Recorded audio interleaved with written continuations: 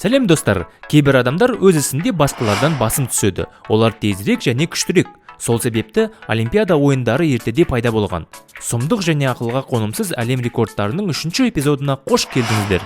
Достар, әлем рекордтары туралы біздің екінші видеомыз 2000 лайк жинады. Біз уәде бергендей, тағы да бір ақылға қонымсыз әлем рекордтарының келесі видеосын дайындадық.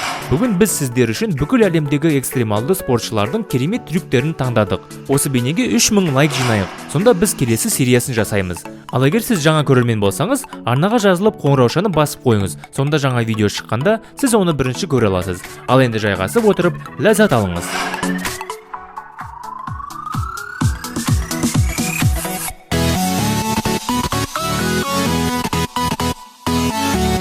Кенан Софуглу.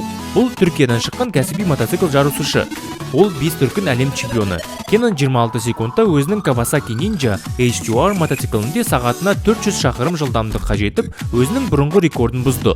Бұл трюк Түркиядағы Осман Гази көпірінде орындалды. Рекордты орнату кезінде ол 30 секундта сағатына 400 шақырым жылдамдыққа жету үшін арнайы Elf атты жарыс жанармайды пайдаланды. Кенан рекордты 26 секундтан аз уақытта орындады.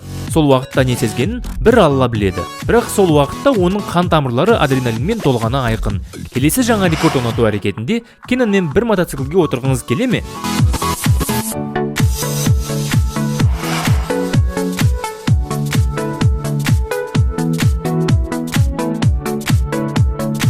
Дэвид Адамович әлемдегі ең жылдам пышақ лақтырушы. Бұл рекордшы 1 секундта 3 пышақ лақтыруға қабілетті. Барлық пышақ лақтырушылар арасында ол ең көп рекордтардың иесі. Бүгінде Дэвид пышақтарды лақтырушы ең жылдам қолға ие. Ол өте батыл адам. Батылдығы мен қайсар мінезі арқасында ғана ол әлемдегі ең жылдам және дәл пышақ лақтырушы болып саналады.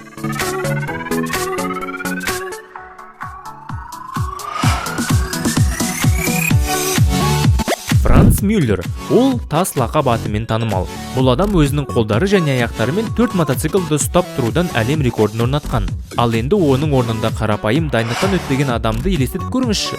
Нәтижесі қандай болар еді? Ол туралы ойлағым да келмейді. Ал Франц болса, сол 4 мотоциклдерді 45 секунд ұстап тұрды.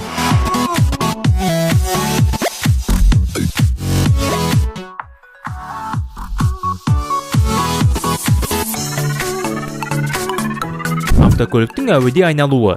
Жаңа Jaguar E-Pace әуеде 270 градусқа айналып, 15 метрге ұшып әлем рекордын орнатты. Автокөлікті аңызға айналған британдық спортшы Терри Грант айдады. Бұл трюкті бұрын ешкім орындап көрген жоқ. Айтпақшы, бұл Терридің жалғыз ғана рекорды емес. Бұл адам Гиннес кітабының 21 рекордына толық құқықты ие. Осы рекордтардың бірі 2015 жылы Jaguar F-Pace пен 360 градусқа айналған трюк.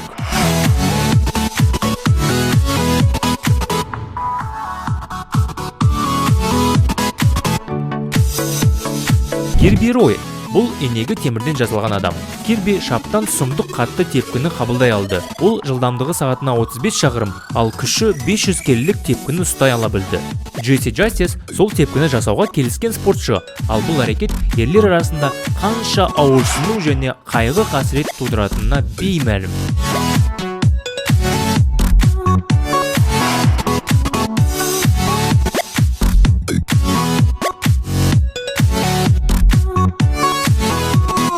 Осымен болды. Видеоға лайк қойып, экстремалды спортқа сүйіспеншілікпен қарайтын достарларыңызбен бөлісуді ұмытпаңыздар.